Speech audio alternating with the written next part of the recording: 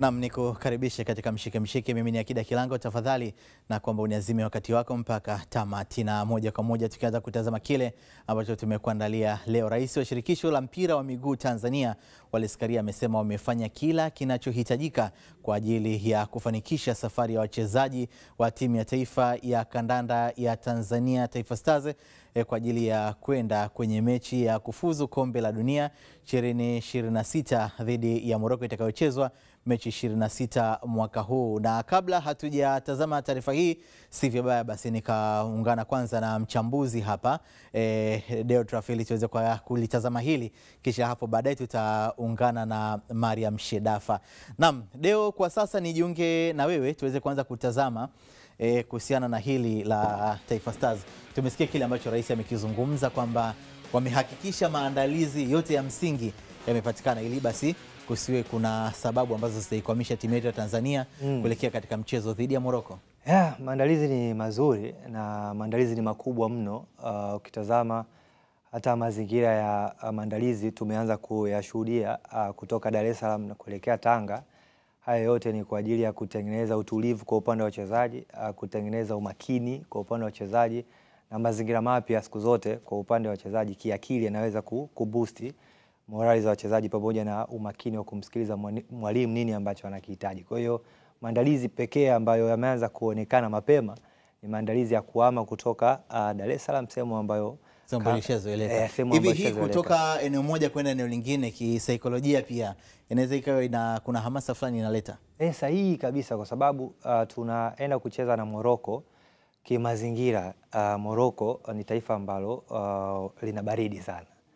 Kwa hiyo unabidi uende kwenda kuweka maandalizi yako katika sehemu ambayo hali ya hewa inaweza kuendana na taifa ambalo unaenda kucheza mchezo. Kwa hiyo kwa upande wa Tanga tunafahamu hakuwezi kuwa na joto kama ambavyo tunashuhudia joto la Dar es Salaam. Kwa hiyo mazingira hali ya hewa ni sehemu pekee ambayo unaweza kubadilisha miondoko ya wachezaji na namna ambayo wachezaji wanaweza kujituma katika mchezo unaofuata. Sasa ndio tunafikiria hapo, kwanza tukatazame ripoti ya Mariam Shedafa aliyotandalia kutoka Tanga. Tutakaporejea hapa tutaendelea kuangalia mengine kuhusu mchezo huu tunaoendea wa Morocco wakipiga dhidi ya Tanzania. Rais wa TFF Wallace Karia amehudhuria mazoezi ya Taifa Stars katika uwanja wa CCM Mkwakwani na kujionea namna vijana wanavyojifua kuelekea mchezo dhidi ya Morocco. Kwa hiyo sisi kama federation tumejitahidi sehemu yetu tunachohitajika kufanya ili kuweza kufanikisha maandalizi hayo. Alafu baadaye tarehe 21 asubuhi wataondoka, wanasafiri kwenda kule Morocco. Wachezaji wote wameripoti kambini, na kuna mmoja ambaye yuko njiani anaingia sasa hivi, Haji Mnoga, na wachezaji wawili kwa maana ya Mwalimu Suleiman, yeye watamkuta kule Morocco, lakini pia na Chazi Mombwa naye atasafiri kutoka Australia kwenda moja kwa moja Morocco. Na hapa Rais Karia akaeleza umuhimu wa mchezo huo ambao tunahitaji kupata matokeo mazuri. Baada ya mabadiliko ya kundi letu kubaki timu 4, ina maana Tanzania na Morocco ndio wana pointi 6. Kwa hiyo ni mechi ya muhimu sana. Mshindi kwa mechi hiyo atajiweka nafasi nzuri ya kuweza qualify kombe la dunia. Lakini pia kama unavyojua zimebaki timu 4, kwa maana hiyo Tanzania itakuwa imebakisha mechi 2 na mechi zote itakuwa nyumbani. Lakini Morocco watakuwa wamebakisha mechi 2 na mechi 1 nyumbani na 1 ugenini. Kwa hiyo wao wanaona kwamba hiyo mechi ya kwetu ni muhimu sana kwao, na sisi pia mechi ni muhimu. Kocha mkuu wa Taifa Stars Hemedi Morocco hapa akaeleza utayari wa wachezaji wake kuelekea mchezo wa kufuzu kombe la dunia. Tuna siku ya 3 leo na siku ya 3 inaingia ya 4. Nafikiri tumeanza vizuri, sio kwa mujibu wa wachezaji ambao wanapoadapt na nyenye mashahidi wanajaribu kuhakikisha kwamba wanafanya kile ambacho tunawaelekeza. Inatia moyo na tuna group nzuri kwa sasa. Kwa hivyo tuna matumaini kiasi fulani, sio ambao naamini tutacheza vizuri katika mchezo wetu unaofanya. Kwa hivyo maandalizi kwa ufupi yanakwenda vizuri. Tunajaribu kurekebisha yale makosa ambayo tumeyaona, sio, na naamini kwa sasa tuna wachezaji ambao wana improve siku baada ya siku. Nafikiri itakuwa mechi moja ina yake, sio. Daktari wa timu ya Taifa Stars naye akatoa ufafanuzi kuhusiana na hali za wachezaji mpaka sasa. Kiujumla wachezaji wote wako vizuri na maandalizi yanaendelea vizuri. Tumefikia sehemu nzuri, hali ya hewa tulivu, kama unavyoona wachezaji wanafanya mazoezi, hamna injuries zozote. Kiujumla tunategemea mazuri kuendea mchezo huo. Timu ya Taifa Stars inatarajiwa kuondoka hapa nchini Ijumaa hii kuelekea Morocco kwa ajili ya mchezo huo. Hivyo Shime wa Tanzania, tuendelee kuiombea dua timu yetu. Mariam Shedafa, Azam Sports. Na baada ya ripoti hiyo Mariam Shedafa, mlinzi wa zamani wa timu ya taifa ya Tanzania Taifa Stars George Magere Masatu ametoa maoni yake juu ya kikosi hicho kuelekea kuivaa Morocco katika mchezo wa kuania kufuzu kombe la dunia 2026. Mimi nafikiri kwanza wa Tanzania lazima tujiamini. Navyosema tujiamini, hata wewe bila kujiamini huwezi kusukuma maisha yako vizuri. Sasa wale ni wa kwetu na sisi ndio Tanzania wenyewe na ile ndio timu yetu. Sasa tukisema kwamba hatuwezi, kwa maana hata wale watavunjika moyo. Tuwasupport kivipi? Ndio kama hivi. Mimi nasema wanaweza. Morocco ni jina na Tanzania ni jina. Tofauti yake ni uchezaji, lakini wachezaji wao wanakutana kwenye hivi vilabu. Sasa siwezi kuona ajabu eti kwamba tusiseme sisi hatuwezi kushinda au sisi hatuwezi kuwafunga wale. Uwezo tunao na sababu tunayo na nia tunayo. Mimi nasema tutashinda. Game plan inakuwepo, lakini inakuwepo kivipi inategemea na kwanza unavyomuona ule opponent wako yuko vipi. Unaona, tutaangalia anakuja katika staili gani. Je, na si tupambane naye katika staili gani? Hivyo ni vitu vya mwalimu au benchi la ufundi. Kwa msemo wa sasa hivi benchi la ufundi ndio linaona na kuelekeza, kuwapa maelekezo kule ndani, lakini mchezaji kama mchezaji anaelewa nini cha kufanya. Akishamuona wewe huyu ni kivule anafanyaje, mimi nimkabe vipi, yeye anafahamu kama mchezaji, kwa sababu wamekishaiva wale. Sio kwamba watoto ambao wanapikwa sasa, hapana. Wanacheza international game, mechi wanaziona, ligi wanacheza, naona. Sasa siwezi kusema kwa sababu eti wanaweza wakashangaa, hapana. George Masatu huyo nyota wa zamani wa timu ya taifa ya Tanzania Taifa Stars. Lakini sasa tuageukie mashabiki. Baadhi ya mashabiki wa soka mkoani Tanga waliofika kushuhudia mazoezi ya kikosi cha timu ya taifa wametoa maoni yao kuelekea mchezo dhidi ya Morocco, kiamini Stars itafanya vizuri kutokana na maandalizi walioyapata. Kikosi ni cha upinzani, kiko vizuri. Wanajitahidi, wako fiziki, wako sawa. Tunategemea mambo mazuri sana. Watanzania tuwe pamoja. Timu tuna imani nayo na tunaiamini, makocha tunawaamini. Benchi la ufundi liwe na choice. Wale first 11 na sabu wawe na utulivu. Morocco sio timu ndogo.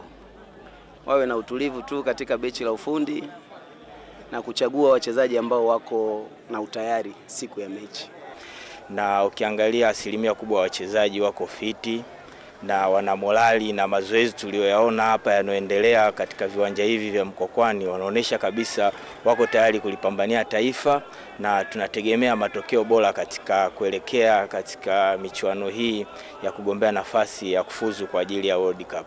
Na tunaridhika kabisa kwa sababu pia tunaona ingizo jipya la wachezaji na wengine wapya. Mfano tunaona kipa Masalanga ni kutoka timu ya Singida Big Stars ambayo hatukuwahi kumuona kwenye timu hii kwenye listi ya wachezaji wapya. So ni mategemeo yetu kwamba kwa exposure walionayo, wengine wanacheza timu kama Msuva anacheza kwenye Waarabu wao. Kwa maana yake ni kwamba ni mategemeo ni kwamba watafanya vizuri kwa kila mtu, kwa timu wanaochezea na exposure aliyoipata watafanya vizuri. Kwa hiyo sisi tuna hamasa wa Tanzania tujitokeze, kwa wale ambao wataweza kwenda, lakini kwa wale ambao tutashuhudia kwa TV pia tuweke morali ili tuweze kuwaombea timu yetu tafanya vizuri. Morocco nasema ni wachezaji, ni timu ambao ni kongwe sana, ni wachezaji ambao wana experience kubwa sana, lakini mpira bwana wanacheza uwanjani. Sisi wenyewe tuna uhakika tuna vijana wetu wameshapata exposure ya kutosha, game za kimataifa wamecheza, tukina Novatus wanacheza nje. Kwa hiyo tunategemea game approach ya siku hiyo ndio itaamua na mshindi ni nani. Mashabiki wa soka hao mkoani Tanga. Na sasa tuelekee mkoani Kagera ambapo baadhi ya mashabiki wa Kandanda wamesema kwa mchanganyiko bora wa kikosi cha Taifa Stars hawana wasiwasi kuelekea kuikabili Morocco Machi 26 mwaka huu. Bahati nzuri tunao makocha wazuri, makocha wenye weledi ambao wamesababisha wazawa waliotuwezesha timu kuweza kufuzu kwenda AFCON. Kwa hiyo na uhakika kwamba tayari walishafanya analysis ya mechi za Morocco anachezaje, ni upande gani, ni hatari, ni upande gani anaposhambulia anashambuliaje. Kwa hiyo walimu wataweza kutumia mifumo mbalimbali ambayo itawezesha timu ya taifa kuweza kupata ushindi dhidi ya Morocco. Kwa sasa hivi tuna mchezo na Morocco kwa ajili ya kuwania kufuzu AFCON, na timu yetu kwa sasa hivi naona inajitahidi kufanya vizuri kwa sababu ipo kambini na hatujapata taarifa za wachezaji tegemezi ambao ni majeruhi. Kwa hiyo ni matumaini yetu kama sisi mashabiki tunaona wao wanafanya vizuri, kwa hiyo tunaamini na wao pia wanayo ile hali ya kufanya vizuri. Timu ina spirit, timu ina uwezo kwa mchezaji mmoja mmoja kulingana na ubora wa ligi yetu. Kwa hiyo maandalizi na uhakika yatakuwa mazuri na tutawashangaza Morocco. Timu yetu inakwenda kupambana, lakini tuiombee, tuweze kushikana, tuweze kuwa pamoja kuiombea Taifa Stars ili iweze kufuzu hiyo ile kwa mikono kama tunaweza tukasogea. Lakini tusianze kufa moyo kusema kwamba Taifa Stars haiwezi kufanya vizuri. Itafanya vizuri endapo wote wa Tanzania tutashangilia, tutaweza kujitokeza kuishangilia. Lakini pia na mwalimu mwenyewe ameipanga timu akijua kwamba inakwenda kufanya mashindano makubwa. Kwa hiyo tuna imani kwamba timu yetu itafanya vizuri zaidi. Na ukiangalia rais wetu ameipenda timu yetu ya Taifa Stars. Kila mara inapotokea mechi kama hizo waga na support kwa gharama kubwa na mashabiki wanajitokeza kwa wingi. Hivyo naomba mashabiki wajitokeze ili tuweze kuisupport timu yetu kuhakikisha kwamba inashinda na inapiga hatua kwenda hatua nyingine. Tukirejea Dar es Salaam, mashabiki wa soka nao wametoa mtazamo wao kuelekea mechi ya Morocco dhidi ya Tanzania kwa nia kufuzu kombe la dunia 2026. Maoni yangu ni kwamba timu ya taifa ijipange vizuri. Unajua Morocco wako juu sana. Tuongee tu ukweli. Lakini mpira dakika 90 na mpira unadunda. Umeelewa eh? Kwa hiyo tukijipanga vizuri tunaweza kuwafunga Morocco hata goli 2 bila wasiwasi wote. Wachezaji wa timu ya taifa hivi sasa sio hajafikia hatua sasa kusema sasa kila wakati wetu tunaishia kwenye kufuzu na kusema sisi hatuwezi. Huu ni wakati wetu sisi sasa kupigana kwa kisha angalau sisi tunapiga hatua. Kama alivyokuwa wazee wetu waliopita ambao walifika kwenye hatua kubwa zaidi kuliko sasa tuliopo. Kwa hiyo sisi sasa tunatakiwa tupambane kama tunavyopambana kwenye timu zetu za vilabu, na sisi tupambane hivyo hivyo kwenye timu ya taifa tuweze kuletea heshima nchi yetu. Wachezaji wajiamini kwa sababu Morocco ni kama sisi. Tumezaa timu mbalimbali, tumeshindana vizuri na tumepata ushindi. Kwa ina we Morocco, wachezaji wetu wajiamini.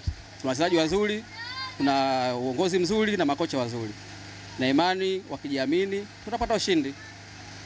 Kikubwa ni timu yetu, ni mwalimu kwanza wa Morocco kwanza, apange tu kikosi chake vizuri na wachezaji wetu kujiamini, kucheza kwa confidence kubwa. Naamini tukipambana vizuri tunaweza tukapata matokeo au hata sare. Inaweza kutoka sehemu yetu hadi sehemu nyingine. Japokuwa itakuwa pengo la Mbwana Samata itakuwepo kwa sababu uwepo wake yeye kuna chachu muhimu ambayo inaongezeka kwake, lakini kukosekana kwake hivyo sio mbaya, inabidi wachezaji wetu wapambane tu tutapata matokeo. Ni mashabiki wa soka hao Dar es Salaam akizungumza kuhusiana na mchezo wa Morocco dhidi ya Tanzania. Huu ni mshike.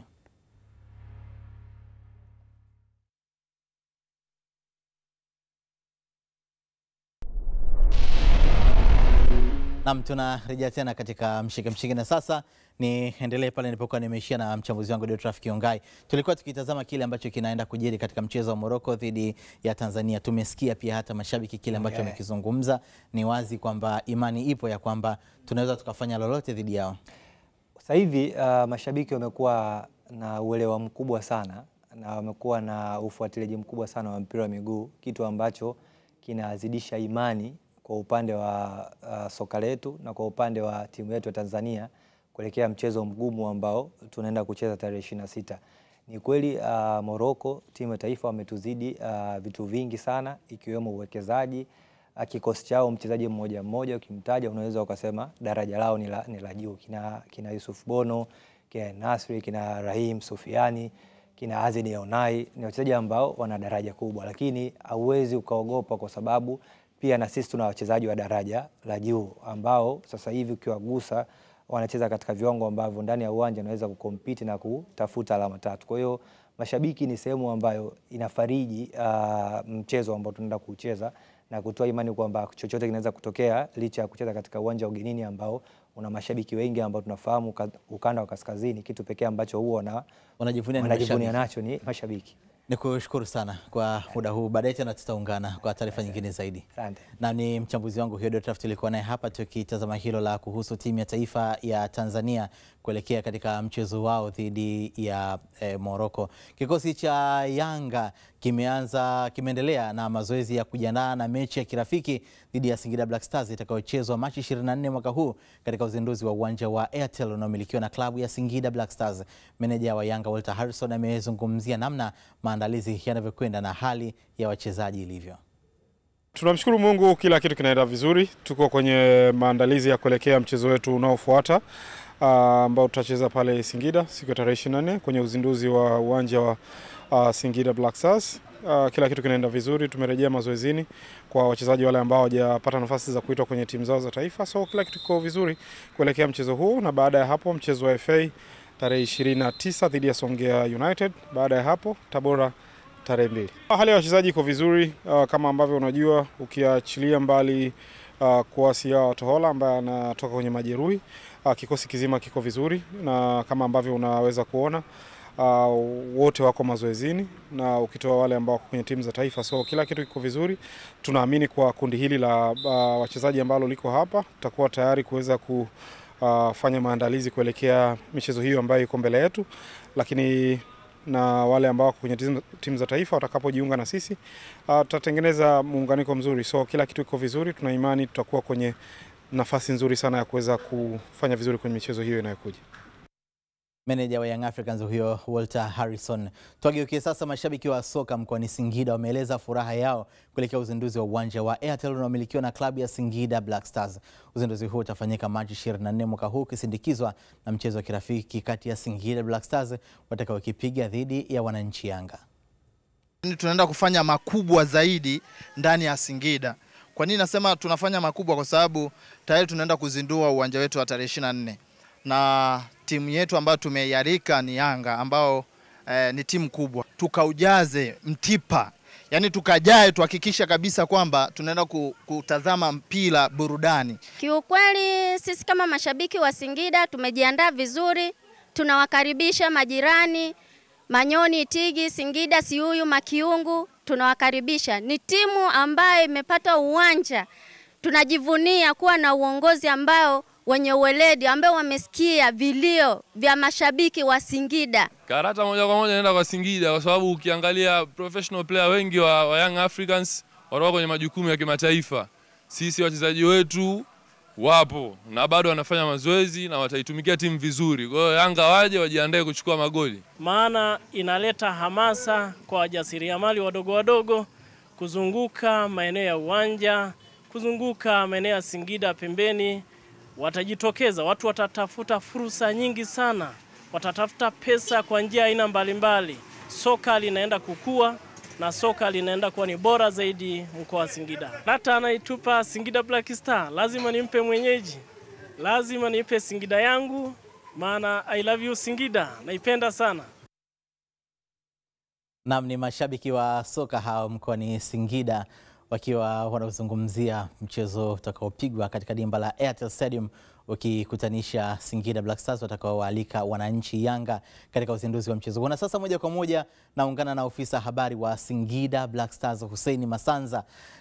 Hussein Masanza, tumesikia mashabiki kile wanachokizungumza, wanataka muanze vema katika mchezo wenu huu. Tujalie maandalizi yenu yako vipi mpaka sasa kuelekea mchezo dhidi ya wananchi? Upande wa maandalizi yanaenda vizuri na zimebaki siku chache tu hapa. Timu nzima ya Singida Black Stars kwa maana upande wa uongozi wapo site kuhakikisha kwamba jambo linaenda vizuri. Na alhamdulillah tunamshukuru Mwenyezi Mungu mpaka leo si haba maandalizi yameshaanza kutoa picha kwamba litakuwa ni tukio la aina gani. Kwa hiyo tuko vizuri, maana maandalizi yanaenda vizuri. Naam, Masanza, vipi kwa upande sasa wa mashabiki, kwa sababu wachezaji, kwa sababu mashabiki tumesikia kile alichokizungumza, ninaamini nyinyi kama uongozi pia mmeweza kujiandaa ili basi inapofika tarehe 24 muweze kutoa burudani kwa wakazi wa Singida? Timu yetu ilikuwa likizo ya muda kidogo kwa kipindi hiki cha mapumziko ya ligi ya kati imesimama na tulitoa mapumziko mafupi, lakini tayari ninapozungumza timu imesharejea kazini na wameanza program za mazoezi taratibu. Inshallah timu ina morali ya kutosha na wako tayari kufanya uzinduzi wa kihistoria kwa kutoa mechi yenye burudani, kwa sababu tunaenda kucheza dhidi ya Yanga, timu ambayo tunaenda kucheza na bingwa mtetezi. Tunafahamu ubora wa Yanga na ndio maana tukawaalika ili zikutane quality ya Singida Black Stars na quality ya Yanga kutoa burudani kwa mashabiki wa soka ambao watakuja kwenye siku ya uzinduzi hapa nyumbani Singida. Kwa namna ambavyo mmeweza kujiandaa na mchezo huu, tunafahamu kwamba ni uwanja mpya na mpaka sasa naweza kusema kwamba hakuna kwa wakazi wengine hakuna ambaye anaweza kufahamu uwanja huu unafanana vipi kimazingira. Ni kwa namna gani mliweza kuitunza siri hiyo na mpaka tusiweze kushuhudia popote pale? Kwa ajili kiu ya wengi kupitia Azam TV ni kuja kuona kwanza mazingira ya uwanja jinsi yalivyo. Kwa kweli katika jambo ambalo tunastahili pongezi kubwa ni kuweza kutunza siri, na si kwamba uwanja uko mafichoni sana. Yaani uwanja ulipo, eneo liliopo uwanja tulipojenga ni barabara inafika mpaka mlangoni. Yaani mpaka getini pale barabara inafika, lakini bado haikuweza kuvuja siku. Tumetoa somo kubwa. Tunataka kufanikiwa, lazima uwe msiri. Ndio tulichokionyesha Singida Black Stars, na hii yote ni kutengeneza shauku kwa mashabiki wetu ili siku tunapozindua basi waone kile ambacho tulikificha, thamani yake ni hii hapa. Na hii niseme tu exclusive ya kwanza ama mashabiki wa soka wanaweza wakaipata siku ya uzinduzi. Kuona uwanja kwa mara ya kwanza utauona kupitia Azam TV. Azam ndio chombo pekee ambacho kina haki zote za kuonesha picha za uwanja wetu kwa mara ya kwanza. Kwa mashabiki wote wakae karibu na television siku hiyo, kwa wale ambao wako mbali waweze kushuhudia kwa mara ya kwanza kupitia Azam TV. Na usisahau kwamba ni kwa muonekano angavu kabisa HD. Masanza, ofisa habari wa Young Africans Alikamwe alikuwa akizungumza kuelekea maandalizi yao kuja hapo Singida kukipiga dhidi ya Singida Black Stars, na moja ya vitu ambavyo walijinadi ni kwamba Young Africans inaenda kuwa timu ya kwanza kupata ushindi katika dimba la Airtel Stadium. Sasa hayo ni majigambo, lakini hata yeye anafahamu anaenda kucheza na timu ya aina gani. Nimesikia maneno yake, alisema pia kwamba tumejichanganya kuchagua timu ambayo sio daraja letu. Sasa kama hali anafikiri Yanga si daraja letu, sijui anapima kwa upande gani, kwa sababu kama maendeleo tumeshawazidi tayari. Sisi tunaenda kuzindua uwanja, wao uwanja hawana. Hilo inaonyesha picha kwamba sisi tuko serious kuliko wao. Lakini kuhusiana na uzoefu, yes, wametuzidi uzoefu, wako kwenye ligi muda mrefu, ni timu ya muda mrefu kuliko sisi. Ila kama ni kusema size yao, sisi ni size yao hata kwenye ubora wa squad yetu. Ingekuwa sio size yao, kwa nini wanagonga hodi kutaka huduma za wachezaji wetu? Wanaulizia huyu anapatikana shilingi ngapi? Huyu anapatikana shilingi ngapi? Tafsiri yake ni kwamba hata wao wanajua Singida Black Stars ina wachezaji ambao wana kiwango cha kucheza kwenye timu yao. Kwa hiyo hayo ni maneno tu ya rasharasha kuelekea kwenye uzinduzi wa uwanja wetu, lakini sisi tunawakaribisha na sisi tunatamani, na ndio mpango wetu, mechi ya kwanza tutakayocheza ya ufunguzi tupate ushindi, ili kila mechi inayokuja hapa Singida, kila mpinzani anayekuja kucheza katika uwanja wetu mpya ajue kabisa anaenda machinjioni na tunaondoka na alama 3. Kulikuwa na hamasa ya kuwahamasisha mashabiki wa soka hapo Singida katika viunga mbalimbali waweze kufika Airtel Stadium. Hili limefanikiwa kwa kiasi gani, Masanza? Kwa 100% naweza nikasema hivyo, kwa sababu mimi nimeongoza hamasa hizo.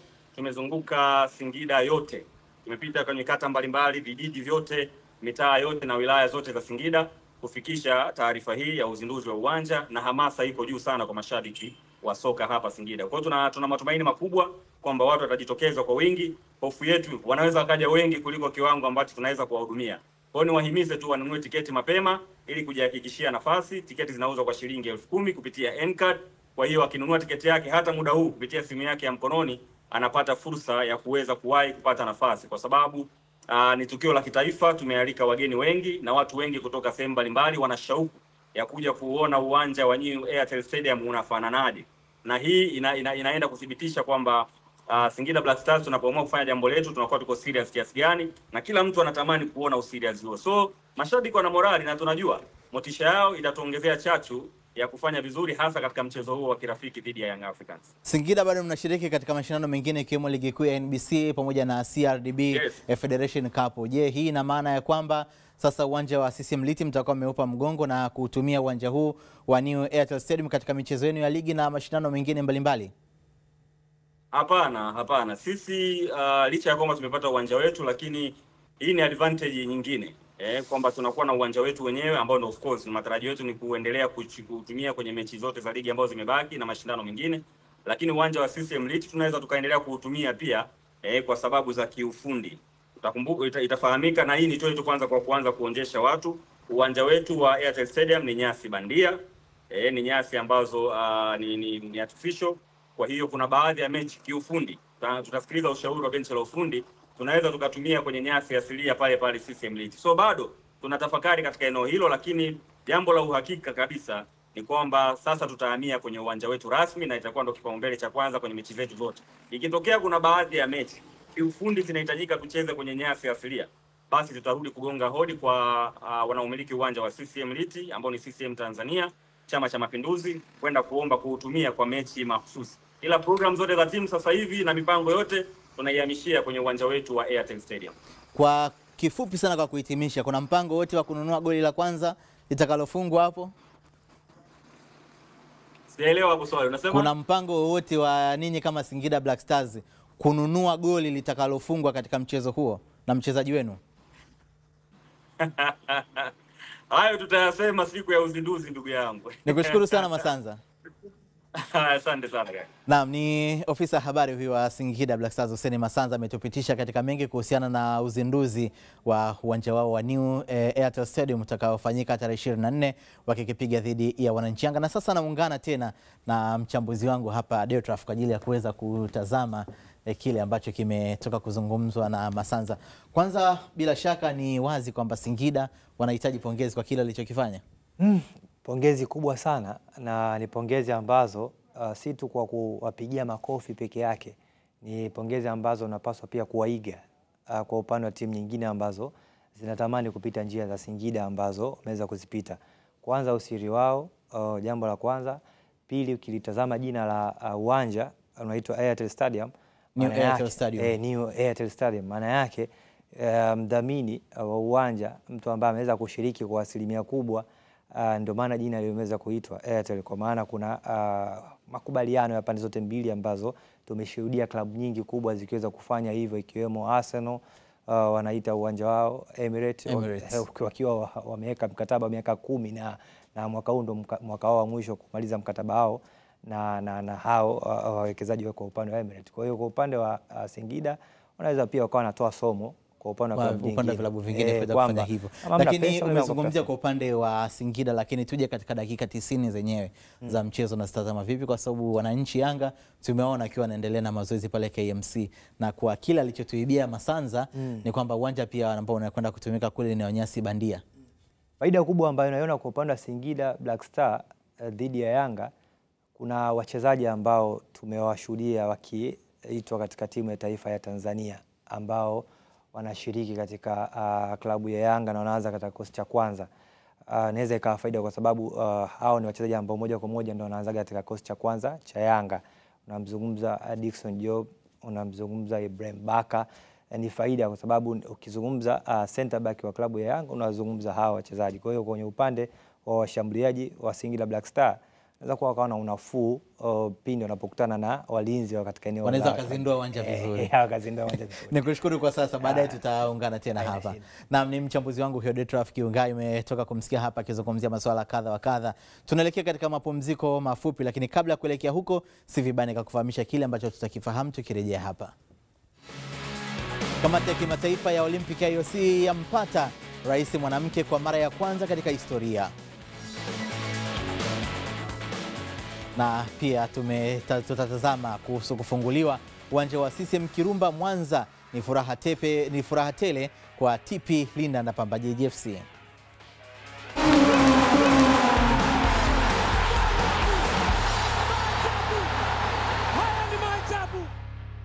Asante kwa kuendelea kutazama Mshike Mshike, bado kona Miakida Kilango. Timu ya Bigman FC inaendelea na mazoezi uwanja wa Ilolo Lindi kujiandaa na mchezo wa hatua ya 16 bora ya kombe la shirikisho la CRDB Bank dhidi ya Simba utakaochezwa Machi 27 mwaka huu uwanja wa KMC Complex Mwenge, Dar es Salaam. Taarifa zaidi na Omar Mikoma. Ya maandalizi hayo, kocha mkuu wa Bigman Zuberi Katwila amesema kuwa katika maandalizi hayo kubwa zaidi wanaloliangalia ni ubora wa klabu ya Simba ambao wanao, ili waweze kufanyia kazi na kisha kuwasaidia katika kupata matokeo. Kikubwa tu ni Simba wako ubora gani, basi tukacheze nao. Hicho ndio kitu kikubwa na ninachokazania katika mazoezi, kwa maana inajulikana Simba wako bora. Sifikiri kama wao wanaweza katuwazia kama sisi tunavyojiandaa. Nafikiri wanajiandaa kama wanavyojiandaa katika mechi nyingi, lakini sisi tunajiandaa na ubora wa Simba kwa sababu tushawasoma na tunawaona kila siku wako bora. Kwa sasa huwezi kwenda kwa kuwadharau, huwezi kwenda kwa kuwabeza, huwezi kwenda kwa kuhofu. Ukishajua wako bora, basi wewe jiandaa kwa ubora wao. Ina maana ubora ni ule ufundi, maarifa na individual players ambao kwa wanaweza kaamua mechi. Kwa hivyo vitu ndio tunaweza kukabiliana navyo. Kwa sisi tunajiandaa katika hilo ili kuweza kucheza hiyo mechi na kusiwe na hofu au uoga wowote. Nitakuangalia kwa majority ya wachezaji 90%. Hata sio 90%. Kwa ubora yenu sasa hivi tupo, naona kila mtu upo tayari kucheza ligi kuu. Wana uwezo. Kwa hiyo naamini sisi zote ni wachezaji wa Premier tu. Simba kwa krimu yao kila mchezaji ni bora. Kikubwa sisi kila mtu anapambania katika nafasi yake na kumtazama kwa mchezaji mmoja mmoja. Kwa sisi kama sisi tutacheza the team. Tukicheza kama timu tuna imani kabisa na sisi tunaweza kucheza kama vile ambavyo wanacheza. Kikubwa si kucheza kwa kuheshimu, kwa sababu kama nilivyosema pale awali Simba ni timu kubwa, lakini hatukai kwa kumwazia mchezaji mmoja mmoja kwa sababu kila mchezaji Simba anaweza kukuadhibu. Mchezo huo wa hatua ya 16 bora unatarajiwa kuchezwa siku ya tarehe 27 mwezi huu katika uwanja wa KMC Complex ambapo mshindi ataweza kuendelea na hatua ya robo finali. Nikiripoti kutoka Lindi, mimi ni Omar Mikoma na hii ni Azam Sports. Ofisa habari wa JKT Tanzania Masau Bwire ameweka wazi timu yao kurejea kambini kujiandaa na mechi 7 za mwisho za ligi kuu ya NBC pamoja na mchezo wa robo finali ya kombe la shirikisho CRDB Bank.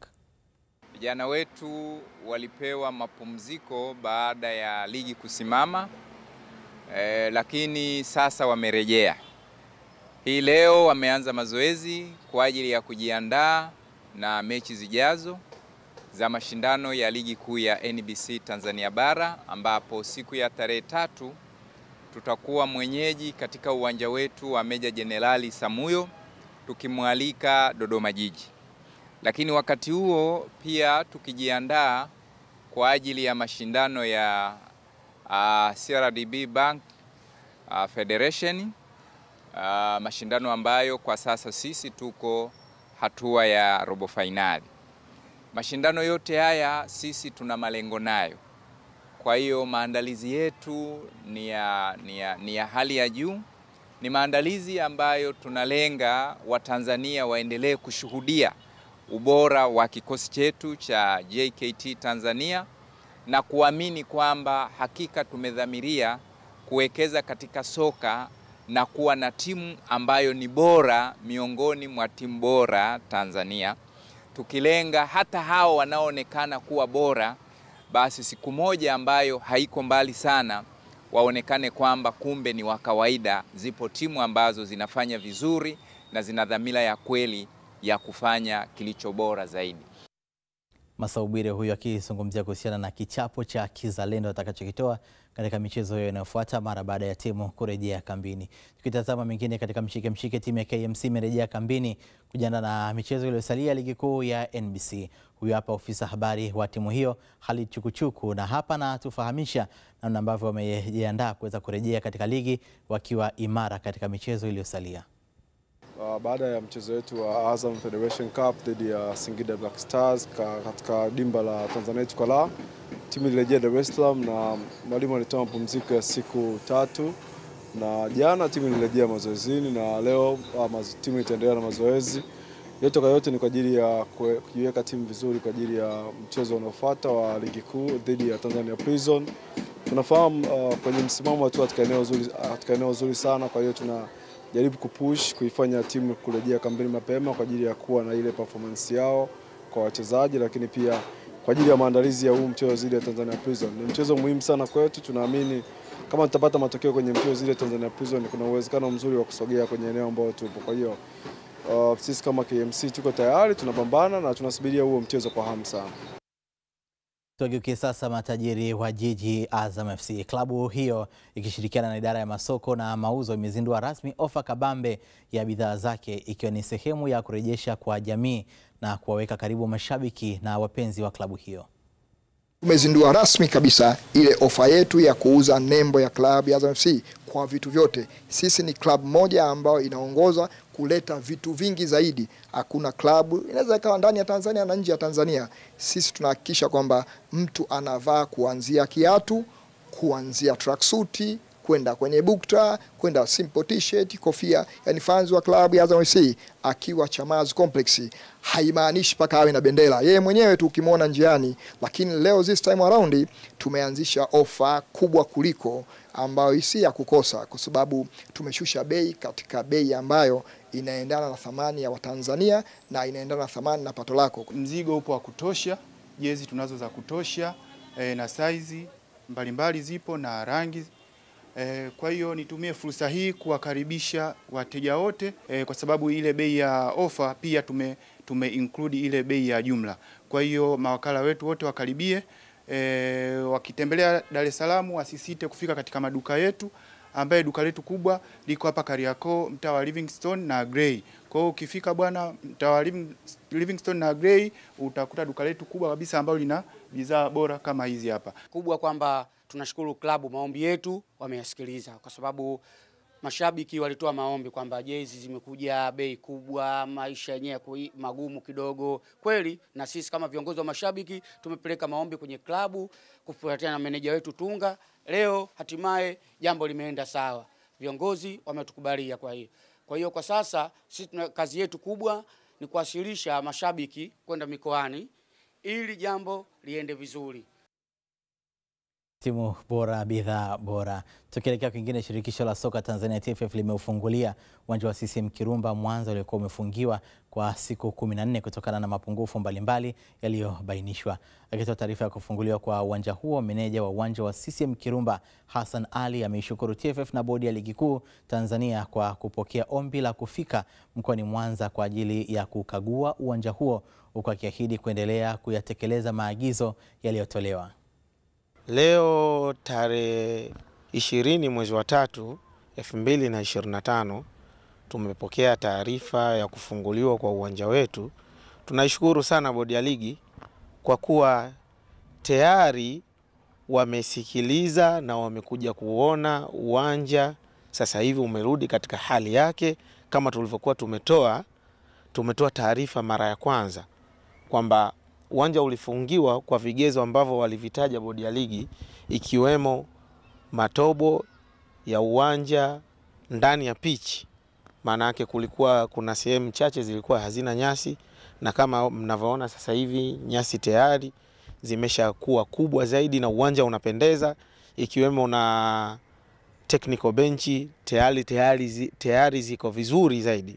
Nadhani wameridhishwa na kila kitu ambacho kinaendelea ndani ya uwanja huu. Pichi imerudi katika hali yake nzuri zaidi ya mara ya kwanza, na pia walitoa upungufu wa technical benchi. Sasa hivi ma technical benchi yamekaa, yamenyooka vizuri kabisa. Tunashukuru, kiufupi tunashukuru bodi ya ligi kwa kutusikiliza na kutufungulia uwanja. Niseme tuwapongeze bodi ya ligi kwa hiki ambacho amekifanya. Lengo lao kubwa ni kuhakikisha mpira wa miguu unachezwa kwenye mazingira ambayo ni safi na salama. Hapa nazungumzia pitch inatakiwa iwe vizuri kulingana na maelekezo ambayo wao wanayataka, lakini usalama wa wachezaji, viongozi na watu wote ambao wanakuja kiwanjani. Kwa hiyo wakienda dressing room wakute usalama uko vizuri. Eneo labda watu wanahitaji huduma za kwanza zile watu pia ziwe ziko vizuri. Kwa hiyo malengo yao ni mazuri na sisi kama klabu tumeyafanya kwa kiwango kikubwa, limeweza kutokea hili ambalo limeweza kutokea. Kwa hiyo tuwashukuru, tuwapongeze, na yale maelekezo ambao wametupa wakati wanatufungulia uwanja, yale maelekezo tutayafanyia kazi, tutaendelea kuyatii ili kuhakikisha wakati mwingine yasitokee kama ambayo yametokea kabla ya hili ambalo wameweza kulifanya. Tuelekee sasa mkoani Kilimanjaro. Hatua ya makundi ya michuano ya Bi Mkubwa Ramadhani Cup 2025 inaendelea mjini Hai mkoani Kilimanjaro, ambapo leo timu ya City United imeichapa goli 1-0 kwa Sadala FC. Goli pekee la City United limefungwa na Jumanne Ramadhan katika mchezo huu ambao unaushuhudia hapo, lakini hapo kesho Lambo FC itaikabili Kilimo Halisi FC. Mchezo huo ukipigwa katika uwanja wa Uzunguni uliopo Bomang'ombe, Hai Kilimanjaro, na hapa kupitia katika Azam TV kipindi hiki cha Mshike Mshike, basi tutakufahamisha yale ambayo yatatokea katika mchezo huo. Kuni mshike tupate mapumziko mafupi, nitarejea.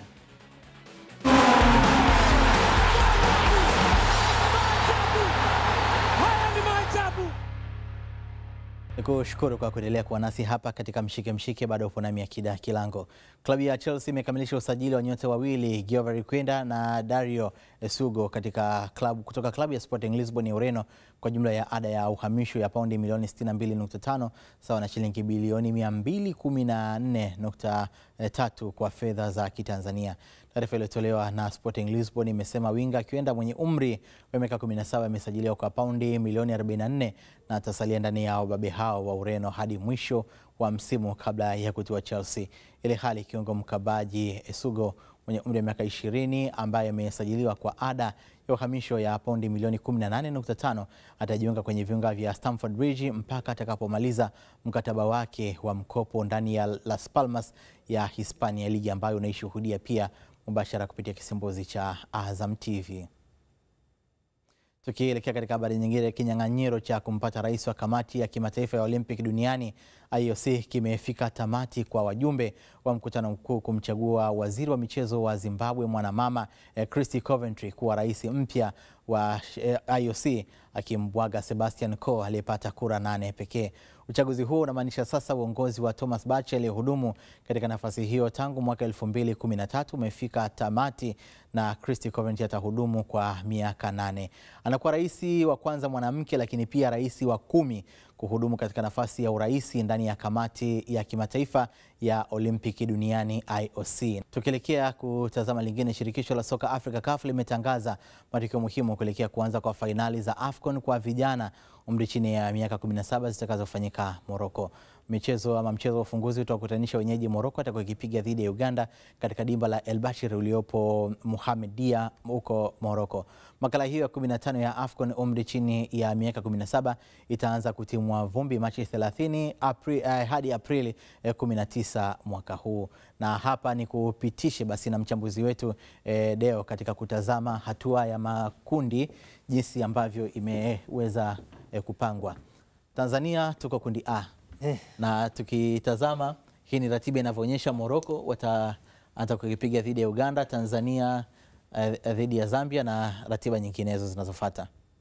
Ukitazama michezo upande wa Morocco, Uganda unaweza kuwasifu kwa msingi ambao wameweza kutengeneza kwa muda mrefu sana kwa upande wa vijana wao. Vijana hao pia ndio wamekuja kutumia katika upande wa senior team. Kwa hiyo katika eneo ambalo timu ya taifa ya Uganda au Uganda kwa ujumla unaweza kusifika ni katika misingi ya kutengeneza vijana. Kwa hiyo sio kwamba utakuwa ni mchezo mrahisi sana kwa upande wa Morocco ambao unaweza ukawasifu katika maeneo mengi sana. Ukizungumza project ile ambayo iliweza kufanikiwa mpaka sasa hivi tunaishuhudia senior team ikifanya vizuri ya miaka takriban 10 kuondoa vijana wao kuwapeleka katika mataifa ya Ulaya, alafu baadaye kuja kuwachukua na kutumika katika timu ya taifa. Inaweza kuwa pia hawa vijana wakawa wanapitishwa katika hiyo njia ambayo wakubwa wao kina Ziyech na Ashraf Hakimi waliweza kupitishwa. Lakini hili la kuanza mchezo wa kwanza dhidi ya Morocco kwa Uganda, naona kama ni mtihani ambao ameupata majirani zetu Kenya wao pia katika AFCON mwakani. Ukitaka kuwa mkubwa unapaswa upite njia kubwa au upite katika timu ambazo zina uwezo mkubwa kiushindani. Hawaepukiki hawa, unaweza ukakwepa sasa hivi alafu baadaye ukaja kukutana. Makundi yenyewe ndio hayo hapo. Morocco yuko Uganda, yuko Tanzania, yuko Zambia, kuna Burkina Faso, Cameroon, South Africa, Egypt, Senegal, Gambia, Somalia, Tunisia, Mali, Angola, Cote d'Ivoire na Afrika ya Kati. Kundi A ambalo sisi tupo under 17 wanaweza kutu surprise kwa upande wao. Sio kwamba wanaweza wakaenda kama washiriki, kwa sababu nimeshuhudia vijana wetu wakiutu surprise kwa kiwango kikubwa sana katika michuano ambayo wamekuwa wakishiriki katika siku za usoni. Kwa hiyo sio kwamba ni kundi ambalo moja kwa moja unaweza ukasema Tanzania inaweza kuwa kibonda. Lakini Zambia naye pia ni taifa ambalo sio taifa dogo kwenye upande wa michuano ya kimataifa. Hata katika upande wa club tunashuhudia club zao zikifanya vizuri. Kwa hiyo hata uzalishaji wa vijana wao wamekuwa wakizalisha vijana ambao ndani ya uwanja na ushindani. Na kwa upande wa kundi B michezo yao ni hii hapo, Burkina Faso dhidi ya Cameroon, South Africa, Egypt. Kundi ndio hili tukilitazama kundi B. South Africa na Egypt bonge moja la mechi. ni mataifa ambayo kwenye eneo zima la uwekezaji wamefanikiwa kwa kiwango kikubwa sana. Ukizungumza viwanja, ukizungumza vijana, ukizungumza product nzima ya mpira wa miguu na michezo kwa ujumla, ni mataifa ambayo wanawekeza kiasi kikubwa sana cha pesa. Kwa hiyo hata kwenye upande wa vijana naamini sio kwamba wampeleka vijana ambao hawajaandaliwa vizuri. Ende katika kundi C pia tuweze kulitazama. Naam. Una Burkina Faso na Cameroon hapo tumewasahau. Okay. Cameroon katika anga kidogo la hata wakubwa wamedondoka licha ya kuwa na rais ambaye ameweza kucheza mpira kwa kiwango kikubwa katika klabu kubwa, na mzungumza Samuel Eto'o, rais wa upande wa shirikisho wa mpira wa miguu nchini Cameroon.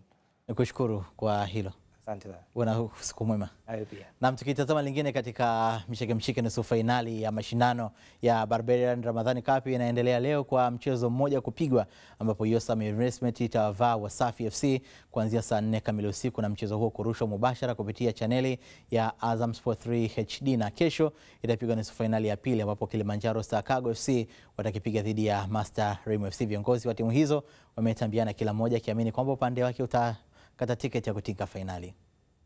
Na sisi kama Kilimanjaro Star Cargo kwa kweli likombe tunalitaka. Kwa kesho shukri, kesho tansameh bro.